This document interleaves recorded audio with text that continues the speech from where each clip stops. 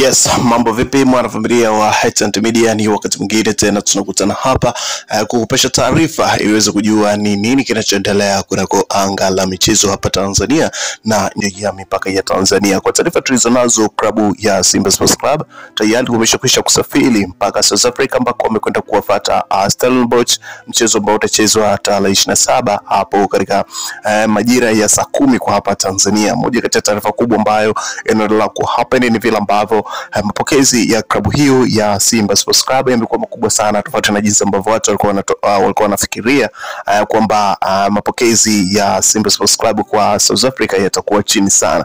Unaambiwa kwamba watu ambao walikuwa wamejiandaa kuwapokea klabu hiyo ya Simba wamejitokeza na kuhakikisha kwamba wanapokea klabu yao, na klabu ya Simba wamefurahi kutokana na mapokezi hayo ambayo wameyakuta kwa South Africa kwa kutokana na kile wanachokifanya. Moja kati ya taarifa ambayo imeendelea kupaa sana kutoka mitandao ya kijamii ni ile ambayo inaonyesha wameshuka katika uwanja wa ndege huko South Africa na wakakuta nyomi la watu limewasubiri na linawashangilia. Hasa mambo yanazidi kuendelea ku happen kwamba watu wamekuwa wakizungumzia kitendo cha Simba Sports Club kwenda South Africa, kuwahi kwenda South Africa ni kitu ambacho kitaweza kuwapa madhara kutokana na kwamba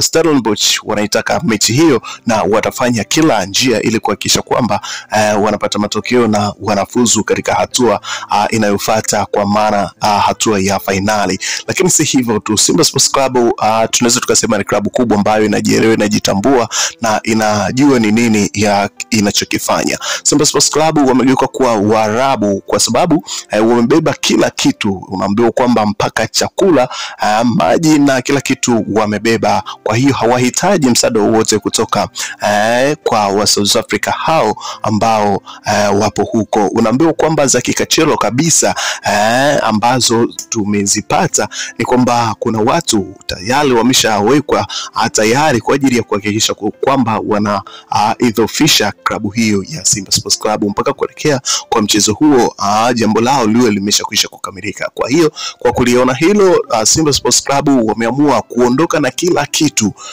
chao kunako klabu hiyo ya Simba Sports Club.